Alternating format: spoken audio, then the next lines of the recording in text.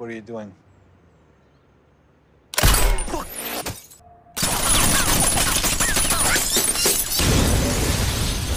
Halo semua, selamat datang di alur cerita film Alfor Movie. Gimana kabar kalian hari ini?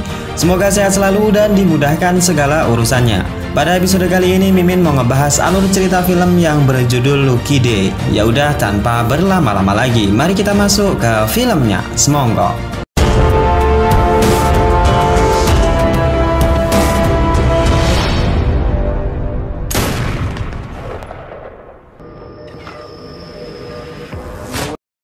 Film dibuka dengan memperlihatkan seorang napi yang bernama Red. Terungkap jika ia dipenjara karena telah melakukan perampokan. Singkat cerita, di hari ini Red dibebaskan secara bersyarat selama 1 tahun. Di sana Red nampak sangat bahagia saat Nina, istrinya, menjemput kepulangannya. Kemudian saat di rumah, Beatrice, anak Red, juga sangat senang setelah 2 tahun menunggu kedatangan ayahnya pulang. Scene kemudian berpindah di negara Amerika, tepatnya di bandara. Terlihat seorang pria berjas rapi yang bernama Luke. Di sana petugas bandara sedikit curiga, namun pada akhirnya Luke dipersilahkan untuk melanjutkan perjalanan. Di dalam parkiran, Luke yang tidak memiliki kendaraan mencoba mencuri sebuah mobil yang berwarna kuning. Namun sayangnya aksi tersebut gagal setelah pemilik mobil mengetahuinya. Di sana sang pemilik mencoba menelpon polisi, namun Luke yang sadis langsung menghabisi pemuda malang tersebut.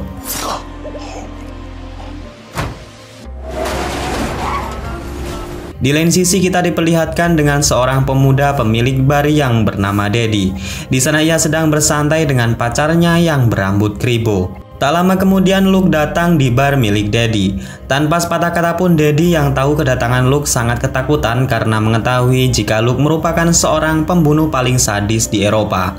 Luke kemudian menenangkan Daddy karena kedatangannya bukan untuk membunuh, melainkan ia menginginkan beberapa senjata. Terusuk juga jika Daddy merupakan pedagang senjata ilegal yang bersembunyi dari atap sebuah bar. Di atas bar, Daddy mengajak Luke melihat senjata-senjata yang akan ia jual. Di sana Luke mencoba satu buah senjata yang kemudian satu orang pemuda ditembak dengan tanpa alasan yang jelas.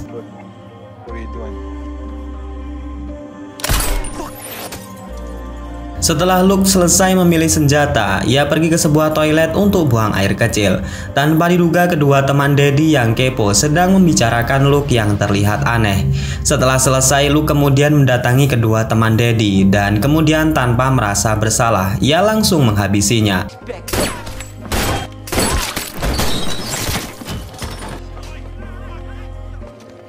Di lain sisi, Red yang sedang santai melihat dengan cermat lukisan dinding penjara yang dibuat oleh Nina, istrinya. Di sana Nina mengatakan kepada suaminya jika malam nanti ia akan membawa lukisan-lukisan ini ke galeri. Ia berharap semua lukisannya habis terjual. Red yang tak tahu tentang seni hanya bisa mendukung apa yang menjadi pekerjaan istrinya tersebut. Singkat cerita, Nina telah berada di sebuah galeri yang dimiliki oleh bos yang bernama Derek. Di sana Nina diajak untuk mengobrol 4 mata dengannya di sebuah ruangan khusus. Setelah mereka masuk, Derek kemudian mengatakan jika sebenarnya ia sudah lama menyukai Nina. Walaupun ia sudah memiliki suami, Derek tak malu mengajak Nina untuk mantap-mantap. Nina yang bukan cewek gampangan jelas menolak ajakan bosnya. Apalagi untuk saat ini batang terong milik Red jauh lebih enak dibanding milik Derek. Melihat dirinya ditolak, Derek kemudian mengancam Nina jika lukisannya tidak laku dijual maka ia akan menyita seluruh aset miliknya. Dan ia akan memberikan harga yang sangat mahal untuk sewa tempat di setiap lukisan yang Nina tempatkan di galerinya. Di waktu bersamaan, Red terlihat sedang mengunjungi bar milik temannya yang bernama Leroy. Di sana Leroy sangat senang melihat sahabatnya telah keluar dari penjara. Red kemudian berterima kasih kepada Leroy karena selama di penjara ia kerap kali memberikan uang kepada anak dan istri Red. Leroy juga balik berterima kasih kepada Red karena dulu saat ia ditangkap, Red tidak menyeretnya masuk ke dalam penjara. Terusuk jika Leroy ini merupakan komplotan geng rampok sama seperti Red. Tak lama kemudian mereka yang sedang asik mengobrol tiba-tiba didatangi oleh seorang polisi yang bernama Sanchez. Di sana Sanchez mengingatkan kepada Red agar tidak berbuat macam-macam, mengingat ia masih dalam masa percobaan bebas bersyarat. Red juga diperiksa karena dicurigai membawa cimeng dan juga narkoboy, berharap ia kembali akan dimasukkan ke dalam penjara. Namun beruntungnya Red saat itu dalam keadaan bersih dan tidak membawa barang apapun di kantongnya. Tak lama kemudian polisi Sanchez pergi dari hadapan mereka. Leroy dan Red yang sudah aman kemudian menuju ke sebuah ruangan rahasia di mana sebuah berangkas besar sedang disembunyikan. Usut punya usut, sebelum tertangkap, Red dan juga Leroy berhasil membawa berangkas tersebut dan kini Red kembali akan membukanya. Di dalam berangkas tersebut terdapat surat hutang yang bernilai $600.000. Di sana mereka berniat untuk menjual surat tersebut di mana uangnya akan dibagi secara rata. Namun sebelum itu Red mengajak Leroy untuk pergi nanti malam ke galeri lukisan Nina. Leroy yang sudah menganggap jika Red merupakan saudaranya tentu mau dengan ajakan tersebut. Scene kemudian kembali menampilkan assassin barbar yaitu Luke, di mana ia kembali merampok sebuah mobil klasik di sebuah parkiran. Walaupun sudah diberikan mobil tersebut, Luke yang haus akan darah dengan tega langsung menghabisi pria tersebut. Saat beraksi dengan mobil yang barusan ia rampok, sebuah mobil polisi tiba-tiba mengejarnya dari belakang dan menyuruhnya berhenti. Di sana Luke lagi-lagi beraksi barbar dan menembak polisi tersebut dengan brutal sampai mobilnya meledak.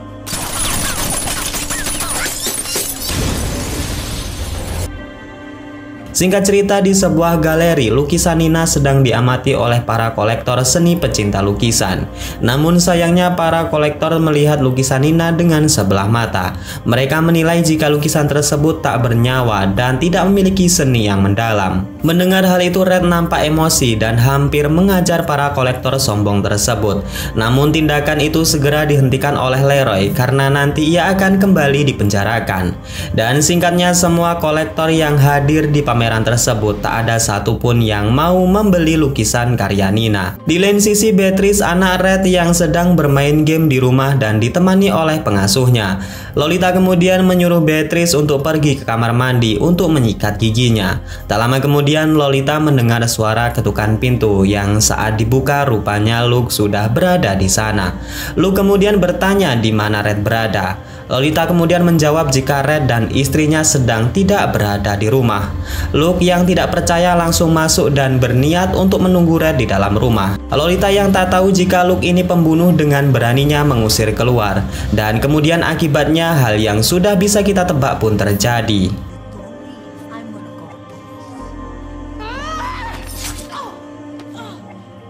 Beatrice yang melihat kejadian tersebut mencoba segera kabur dari rumahnya. Dan untuk pertama kalinya tembakan Luke meleset saat hendak membunuh anak kecil.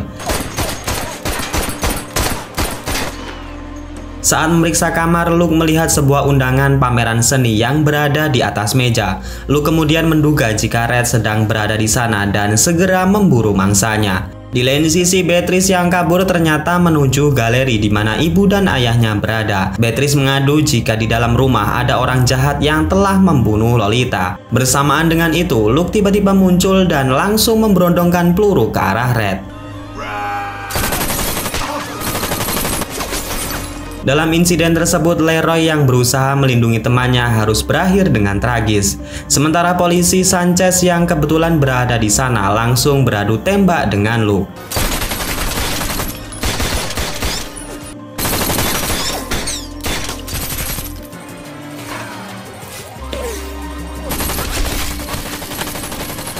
Korban demi korban berjatuhan di mana Luke dengan tega terus memberondongkan peluru ke arah orang-orang kaya yang berada di sana.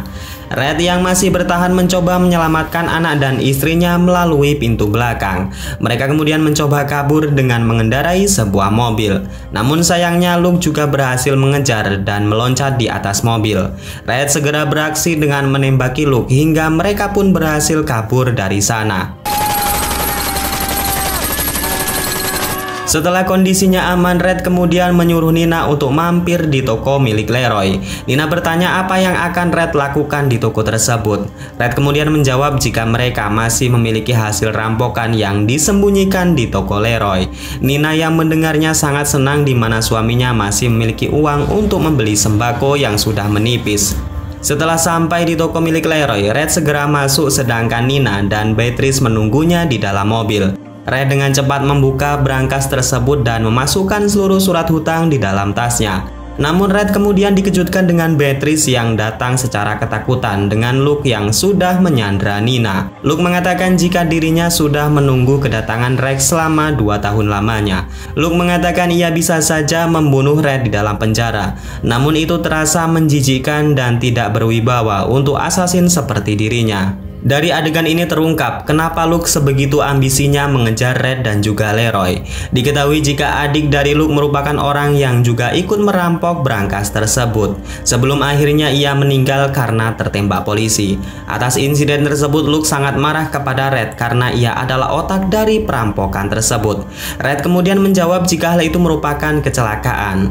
Red juga memberikan surat obligasi kepada Luke sebagai permintaan maafnya.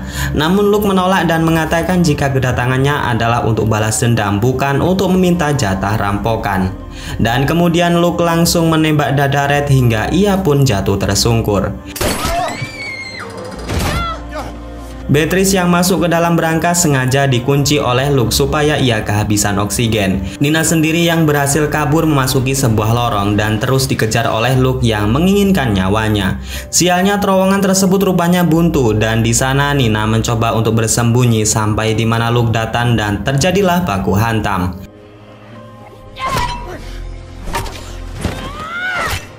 Singkatnya Luke berhasil dilumpuhkan sedangkan Nina kembali ke atas untuk melarikan diri. Sementara di lain sisi Red yang terkapar rupanya masih hidup lantaran peluru yang ditembakkan tadi mengenai kunci brankas yang ia kantongi.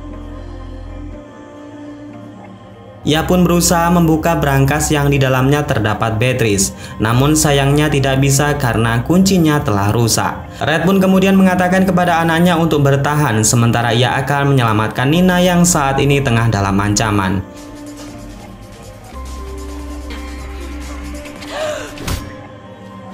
Nina terkapar setelah dihantam oleh Luke. Di sana Nina sudah pasrah saat Luke hendak membunuhnya. Namun kala itu Red datang lebih dulu dan segera menghentikan aksi Luke.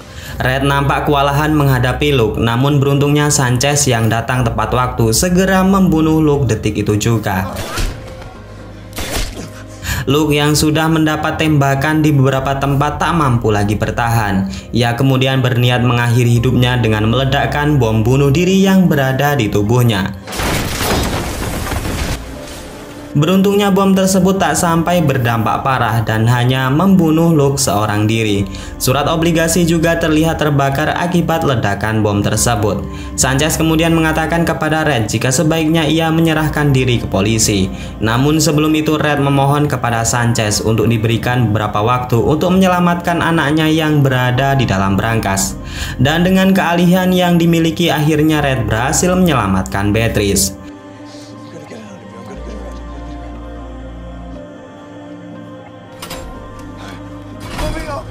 Setelah kejadian itu Red kemudian menyerahkan dirinya untuk dibawa ke penjara lagi. Namun karena pengorbanan Red kepada keluarganya membuat Sanchez menjadi luluh. Ia pun membiarkan Red pergi sebelum nanti para polisi datang ke TKP.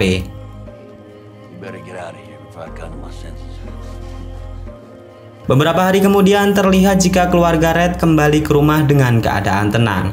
Mereka berencana untuk menjual rumah dan tinggal bersama dengan ibu mertuanya. Mereka terpaksa menjual rumah untuk membayar hutang kepada Darren. Namun tak lama kemudian mereka kedatangan tamu yang tak lain dan tak bukan adalah Darren. Bukannya menagih hutang, Darren justru mengabarkan jika lukisan Nina kemarin terjual dengan sangat mahal lantaran cipratan darah dari insiden penembakan. Bahkan Nina diberikan cek sebesar $1 juta untuk DP-nya saja dan kemudian film ini pun selesai.